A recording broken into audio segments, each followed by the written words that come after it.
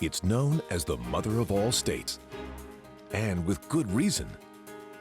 The history of Virginia is the history of America.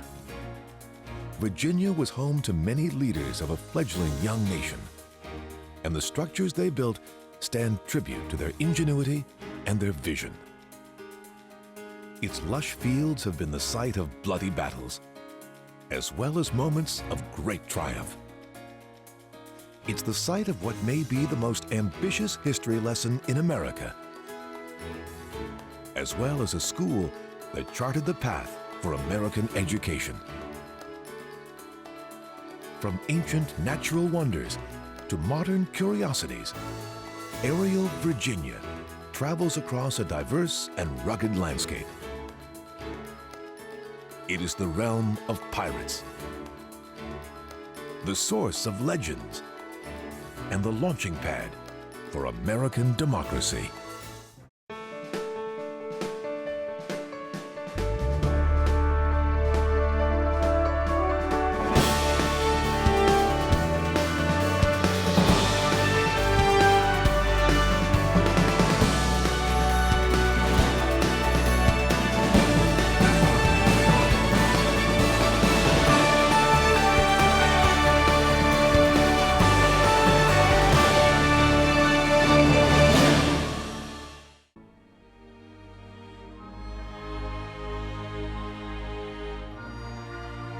The James River. It's a vital waterway that handles more than 25,000 barges full of gravel and grain every year. And it's the artery that first led European settlers to the new American continent. Lined with massive estates and pockets of wilderness, the James cuts a wide swath through the state. But it's here, at Jamestown Island, where the story of Virginia and a nation begins. Settlers arrived here in 1607, and low walls mark the outlines of the first permanent English settlement in North America. The community was anchored by an old fort, which most people believed had been washed into the James River. But in 1994, archaeologists began to uncover remnants of the fort, including more than 150,000 artifacts. All of this land was once controlled by a collection of Native American tribes. They were often at war with the settlers, led by Captain John Smith. In December 1607, Smith and some of his men were captured by the Algonquins. According to Smith, the tribe's chief, Powhatan, was on the verge of killing him until the chief's daughter, Pocahontas, intervened and saved his life. Modern historians believe this scenario is unlikely. They argue that Smith's account was probably based on a cultural misunderstanding.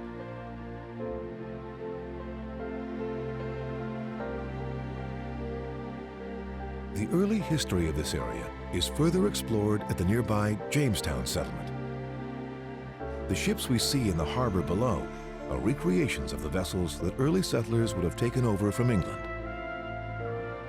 The biggest of these, the Susan Constant, probably carried 105 passengers and 40 crew members on the arduous 4-month-long journey. The James Fort area features replicas of thatched roof buildings, including a church, a guardhouse, and the governor's house. To the southeast is Norfolk, the world's largest natural harbor, and a city with a proud military tradition.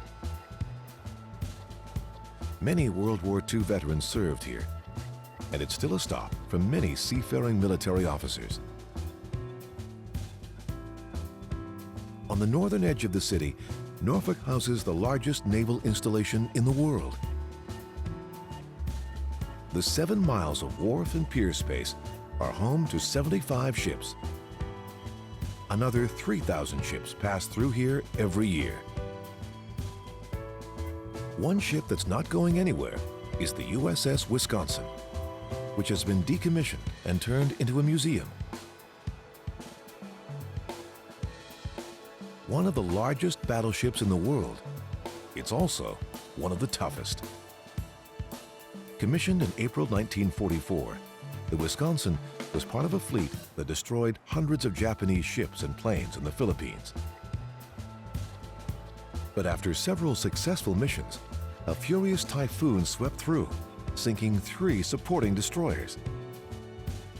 The Wisconsin was unharmed.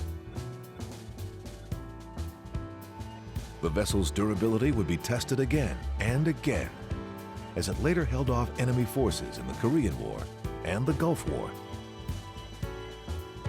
The old battleship was finally decommissioned after 47 years of service in September 1991.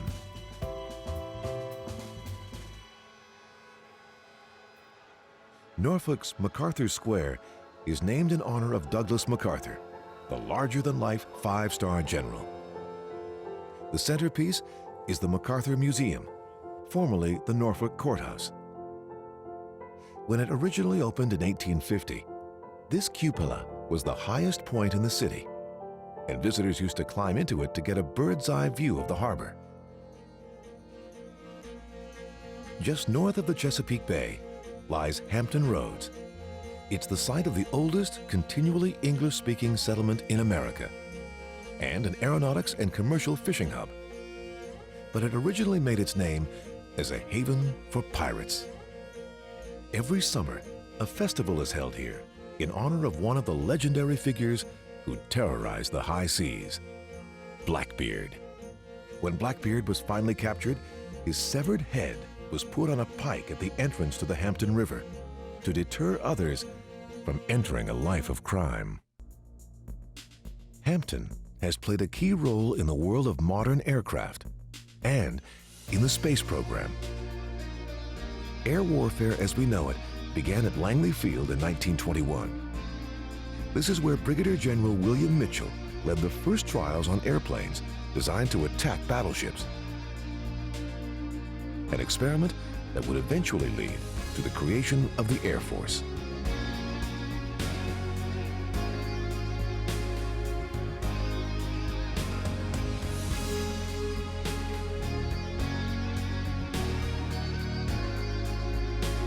Around the same time, some of the earliest experiments in aeronautics were being done here. And when NASA decided to put a man on the moon, they brought the first astronauts here to train.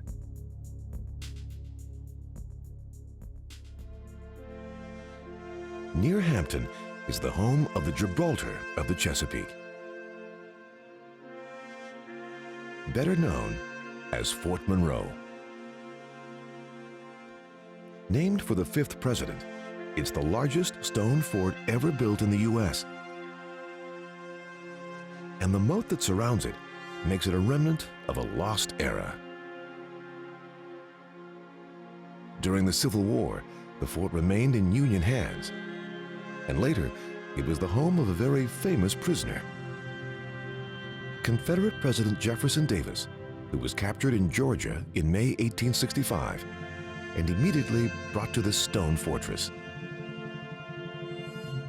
For months, Davis was kept in chains, cut off from the outside world, and denied bail or a trial. He was finally released on parole after almost 2 years, and later received amnesty from President Andrew Johnson.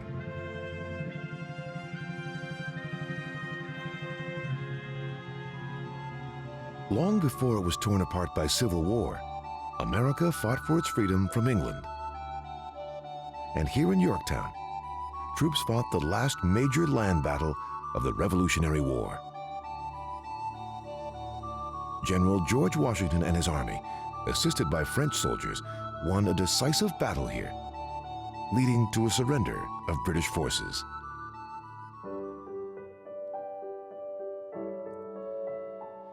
There's only one resort island in Virginia, and it sits along Virginia's eastern shore. Chincoteague means beautiful land across the water, and that's just what this is. Home to just 4,000 people, it hosts 1 million visitors a year. Chincoteague is known for its oysters, clams, and fishing, but it's surely most famous for its feral horses. Chincoteague horses are notable for their unusually small size. Full-grown ones are no bigger than the average pony and seem to be the perfect resting place for these birds. Every year, all of the horses are taken by water to the nearby island of Assateague, where they are auctioned off to keep the herd from getting too big. Assateague is a barrier island that's been designated a national seashore. The goal is to protect its 37 miles of beach, as well as the many different animals that live here, including 320 species of birds.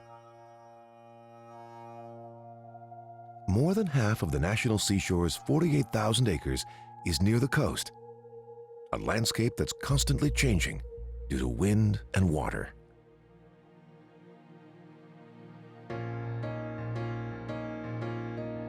To the south is Virginia Beach, the most well-populated city in the state, and a premier tourist destination with 28 miles of surf, sand, and good times. It's hard to imagine today, but for many years, this was a quiet seaside town. Its lone hotel burned down in 1907, and it was 20 years before another took its place. In its heyday, the Cavalier was as elegant as its name. When it opened in 1927, the $2 million structure featured every amenity.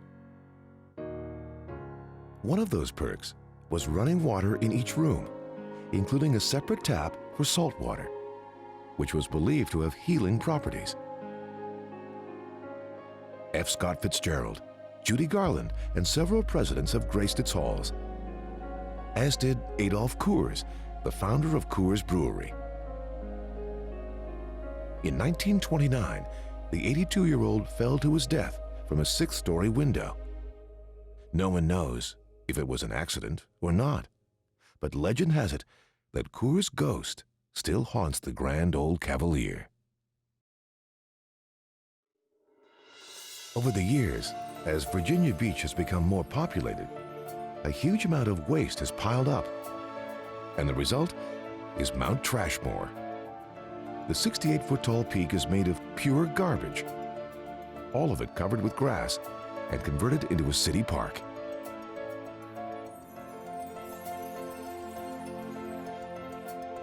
On April Fool's Day in 1992, some local radio personalities made Mount Trashmore the butt of a too clever joke. They announced that the garbage heap was about to erupt from pent-up methane. The humor was lost on some listeners who flooded 911 with calls about whether to evacuate.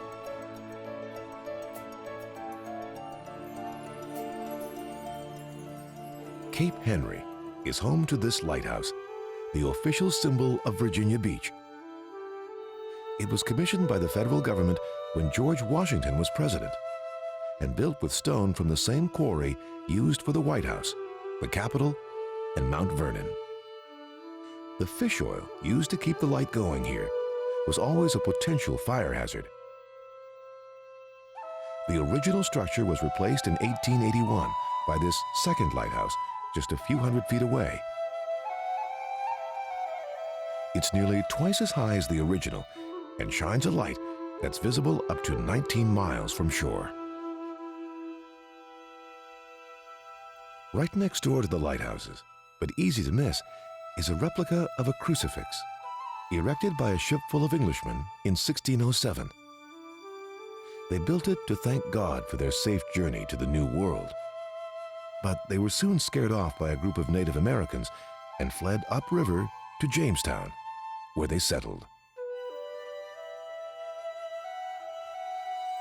Of course, those early settlers would have been amazed and dumbfounded to see a bridge stretching right across the Chesapeake Bay. The Chesapeake Bay Bridge Tunnel is both a tourist attraction and a travel convenience, connecting the Virginian mainland near Virginia Beach with the Eastern Shore. When it opened in April 1964, this 17.5-mile bridge tunnel complex was considered one of the 7 engineering wonders of the modern world.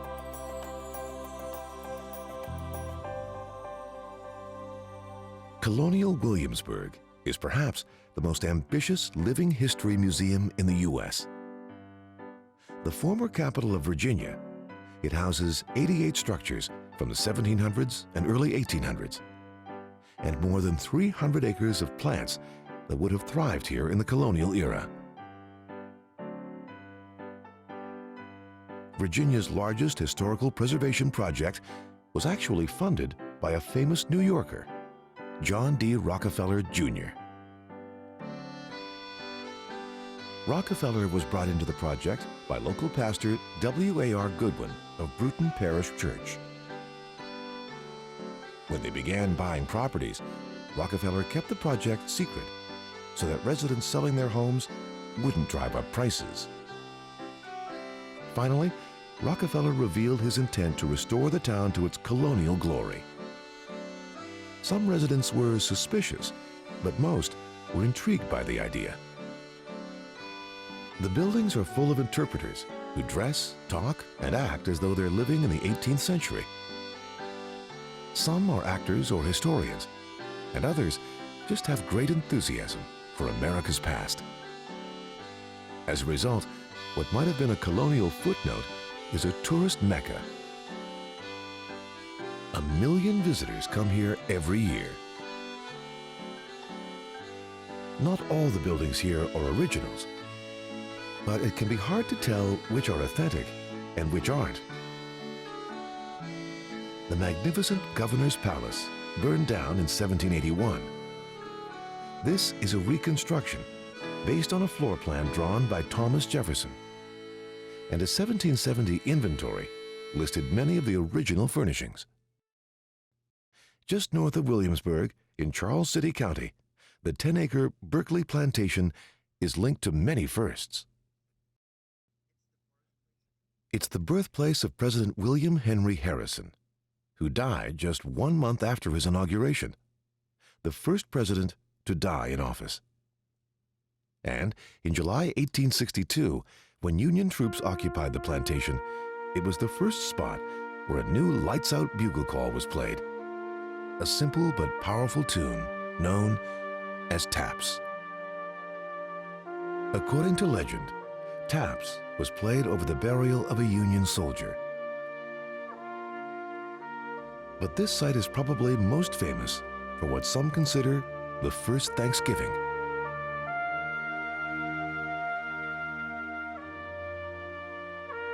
On December 4th, 1619, more than a year before the Pilgrims set sail, Captain John Woodleaf and a group of Englishmen landed on the James River.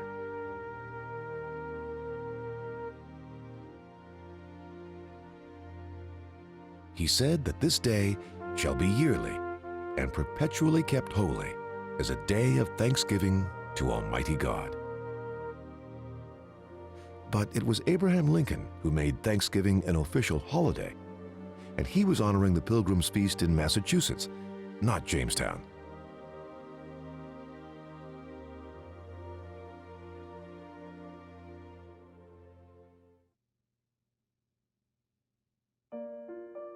Another historic home along the James River is the Shirley Plantation. Although it's now a National Historic Landmark, the main house is still owned and lived in by descendants of the original owner, Edward Hill. This is the site of one of the oldest family-owned businesses in North America, going all the way back to 1638. That's the year Hill established a tobacco farm on this 800-acre property.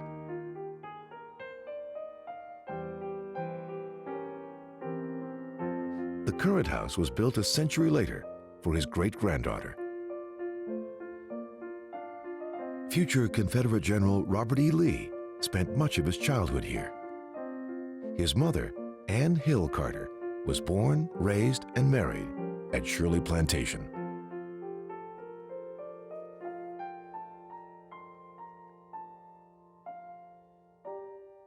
Virginia's state capital, Richmond, has an eclectic mix of neighborhoods. From Jackson Ward, known as the Harlem of the South, to Church Hill, a 19th century neighborhood that overlooks downtown. The history of Richmond is closely tied to its Confederate past. After Virginia seceded from the Union, Richmond immediately became the new capital of the Confederacy, and its headquarters was the state capitol building. When Thomas Jefferson designed the structure 70 years earlier, he modeled it after a Roman temple. Nearby stands a historic building that's nearly hidden by a group of towering modern structures. It's the White House of the Confederacy. In August 1861, when Jefferson Davis moved in, he had no idea he was under close watch by one of his own slaves. Mary Bowser was a Union spy with a photographic memory. But under suspicion, Mary escaped from Richmond in January 1865, just months before the arrival of Union troops, when Davis himself fled.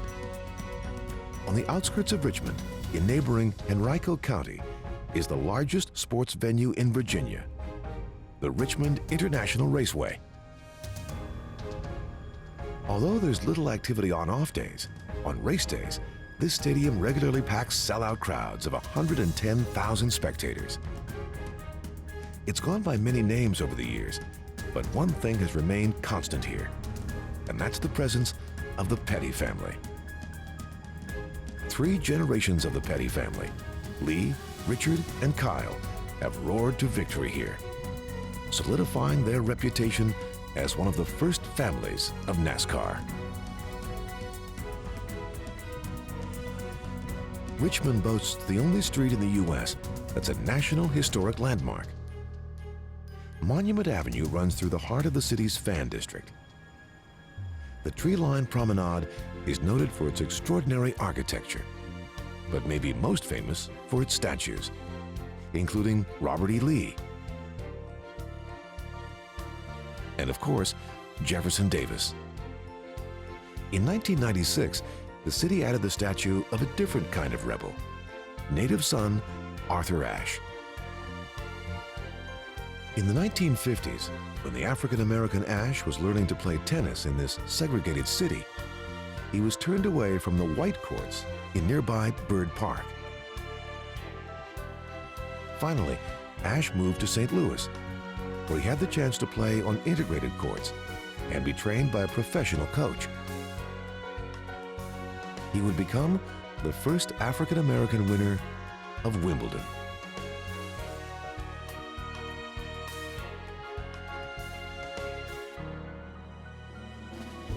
Although Virginia was one of the last states to leave the Union, more than half of the battles in the Civil War were fought here, including at Petersburg.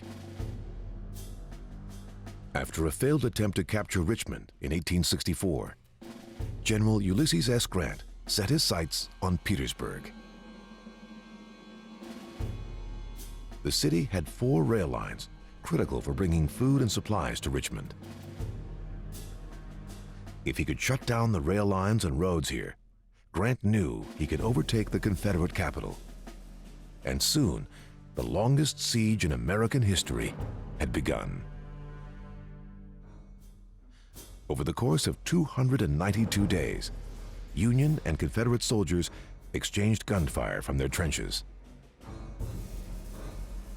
Desperate to snap the stalemate, Grant's men tunneled behind enemy lines and packed 4 tons of gunpowder beneath one of the Confederate camps.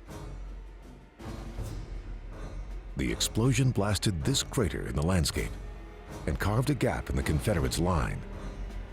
But as Union troops surged into the crater to attack on foot, Lee's men regrouped and launched a counter-assault. Fighting continued here at Petersburg for several months. Grant eventually prevailed, but paid a heavy price. During the 10-month battle, at least 42,000 Union soldiers were killed, wounded, or captured.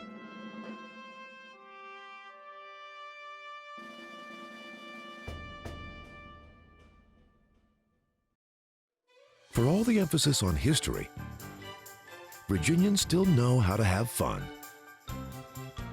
especially at the King's Dominion Amusement Park, which has been thrilling kids of all ages since 1975. Some of the attractions from its early days still remain, like a 1/3 scale version of the Eiffel Tower and the Carousel. The theme park has really made its name with adrenaline-pumping rides like the Dominator. The winding 4,000-foot steel track anchors the longest floorless roller coaster in the world.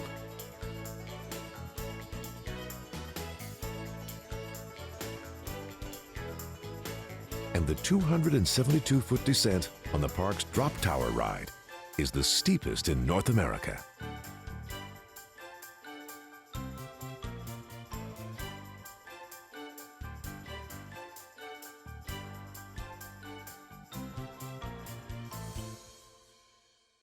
Those who prefer to find their thrills on the greens may be drawn to the nearby Kinloch Golf Club.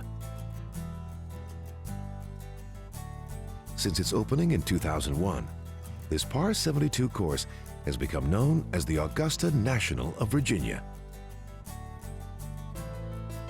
And it's been named one of America's 100 best courses. Kinloch was the brainchild of a real estate developer who first wanted to put a residential community here.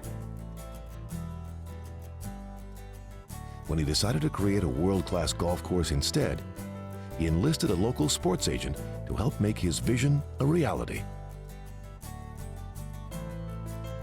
Unlike many courses, most of the features here were made by Mother Nature, not the course designer. Many of the original trees were also preserved during the clearing of the land, giving this the feel of a much older course.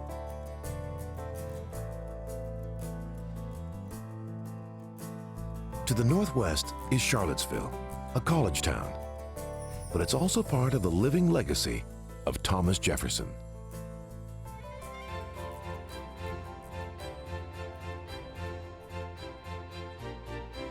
Jefferson lived here at Monticello. To him, it was more than just a home, and according to some historians, it serves as a kind of architectural autobiography.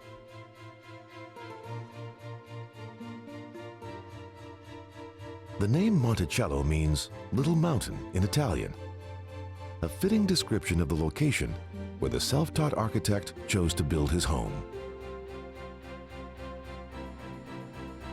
Construction on the 43-room mansion began in 1770, shortly after Jefferson was first elected to public office. It went through many designs and redesigns and wasn't finished until 1809, the last year of his presidency. Jefferson was influenced by the designs of the late Italian architect Palladio, and his travels to France inspired him to add skylights and the famous dome room. Jefferson, who valued his privacy, left the house surrounded by trees. He did clear enough space for several gardens, where the avid horticulturist grew more than 250 kinds of vegetables and herbs. Jefferson once said, "I am as happy nowhere else and in no other society, and all my wishes end, where I hope my days will end, at Monticello." His days did end here on July 4th, 1826, exactly 50 years after American independence. Jefferson left instructions that his gravestone should be an obelisk, and he also wrote his own epitaph. "Here was buried Thomas Jefferson, author of the Declaration of American Independence, of the Statute of Virginia for Religious Freedom, and father of the University of Virginia. Jefferson, who didn't even mention being the country's third president, clearly didn't want his work at UVA to be forgotten. Jefferson had his hand in every element of the school's creation. He designed the buildings, chose books for the library, and helped shape the curriculum. The retired statesman even hosted a weekly dinner for students, including a young writer named Edgar Allan Poe. The author of The Raven and The Telltale Heart never earned his degree here. After running up too many gambling debts, he had to leave school early. When the university opened in 1825, it served a class of just 123 students. Today, it regularly has an incoming class of about 3,000 first-year students. Considered one of the top public colleges in the nation, UVA is still known as Mr. Jefferson's University. The Charlottesville area is also home to several wineries, and again, they trace their heritage back to Jefferson, known by many as the father of American wine. He planted dozens of grape varieties himself, and when a small group of Italian vintners arrived in Virginia, he donated 200 acres of land for them to do the same. After Prohibition, Virginia's wine production virtually disappeared. But in the last 20 years, the number of wineries has multiplied from 6 to more than 100.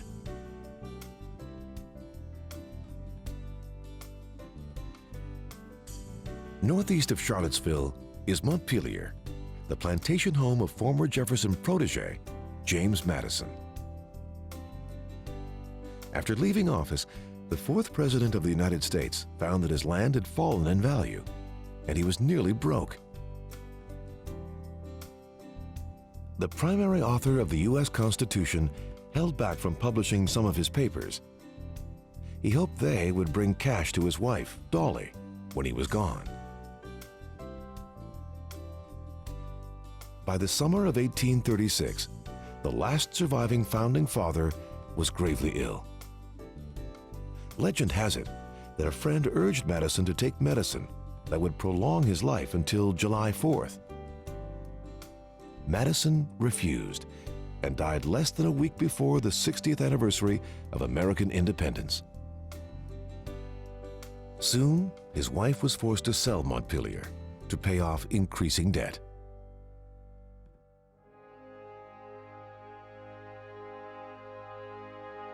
Abba Maddux Courthouse National Park, 20 miles east of Lynchburg, is where the last chapter in Civil War history was written. The 1,800-acre park has 27 restored structures, including the McLean House. It was here on April 9, 1865, that General Robert E. Lee had a 90-minute meeting with Ulysses S. Grant. Lee and Grant hammered out the terms of a surrender of Lee's troops, ending the bloodiest war in American history with a handshake. There was never an official peace treaty signed between the North and the South. That would have meant acknowledging the Confederacy as a separate country, something the United States refused to do.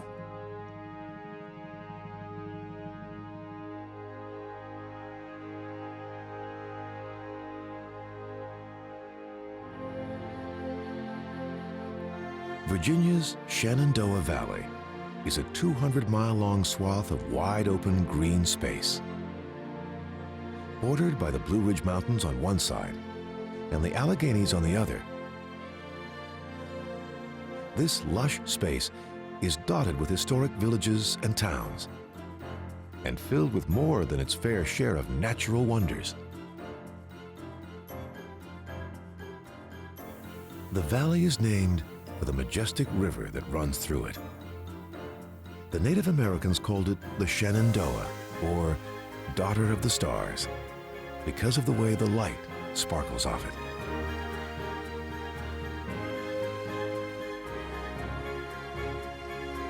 Explorers first discovered the area in the mid-1600s, but the first European settlers didn't put down roots here until the early 1700s.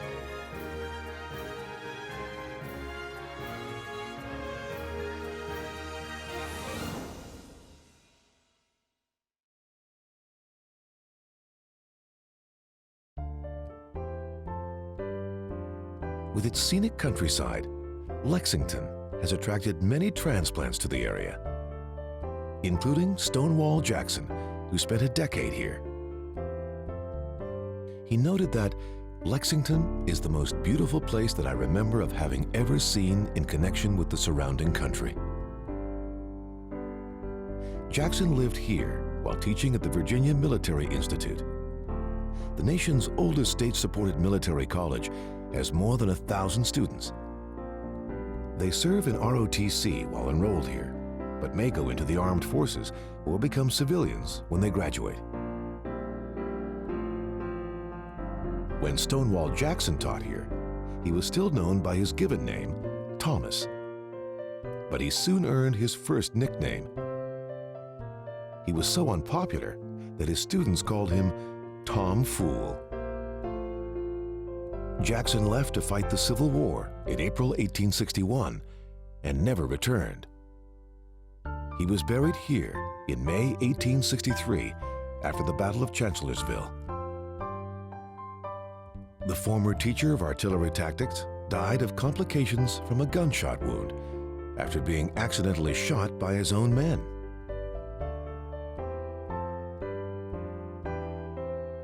Lexington is also the final burial place of General Robert E. Lee. His remains are at Washington and Lee University, where he served as president.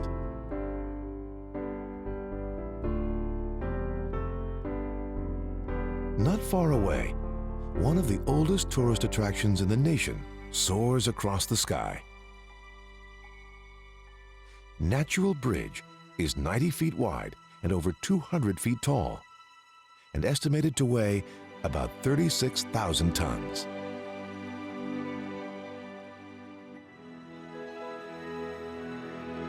This was a sacred site for Native Americans, who first dubbed it the Bridge of God. In the 18th and 19th century, European tourists traveling the countryside by carriage considered this a favorite destination.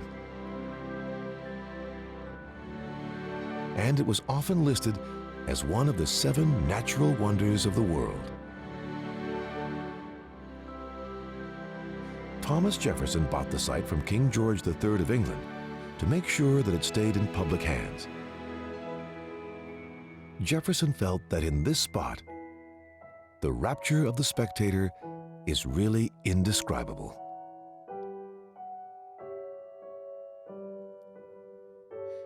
Near Natural Bridge sits a curiosity that's definitely man-made, seemingly familiar and yet unique. This replica of Stonehenge, built by Mark Klein, opened on April Fool's Day 2004 and is known as Foamhenge. The original in England was built over hundreds of years. This replica, with 16-foot-tall pieces of styrofoam, went up in little more than a day. The first version of it blew right over, so Klein added pipes to root it to the ground. And it's been standing tall ever since.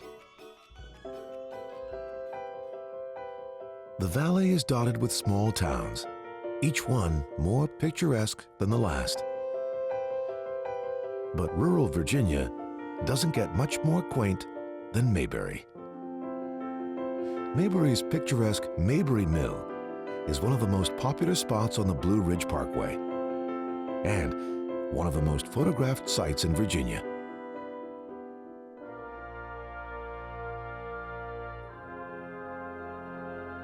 Bordering the Shenandoah Valley is a scenic stretch of road that hugs the Blue Ridge Mountains, running from Front Royal to Waynesboro. President Herbert Hoover was known to fish in the area, and legend has it that he liked the view so much he wanted others to be able to share it by car. The road was finally approved by President Franklin Roosevelt. The 105-mile road was built by local farmers, some of whom were displaced by preservation efforts here. The eventual cost was about $40,000 a mile. But the view, priceless.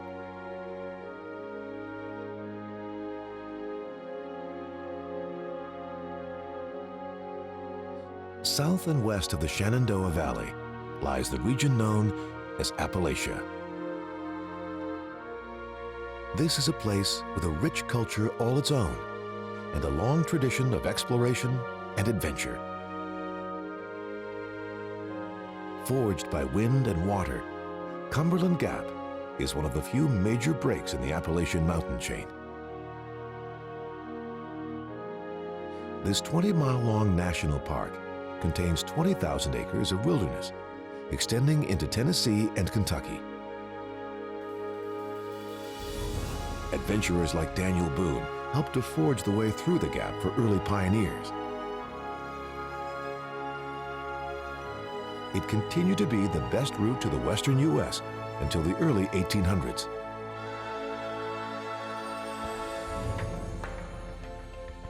At Virginia's southern border sits the city of Bristol. Built on the site of a former Cherokee village, the town was a popular stop for people heading west in the footsteps of Daniel Boone.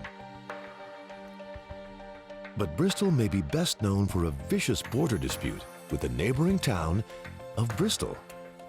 Bristol, Tennessee, that is. The state line ran right down the middle of Main Street. In 1889, a Tennessee man was arrested for trying to put a water line in what Virginia officials claimed was their land. With tempers flaring, armed militias headed out from each state. But the battle ended up in the U.S. Supreme Court, which ordered the border to be finalized once and for all.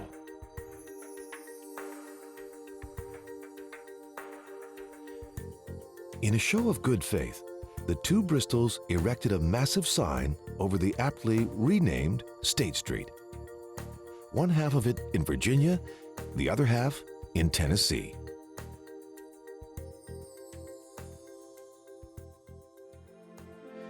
Back in Northern Virginia, Civil War buffs can visit a spot that reveals history times two.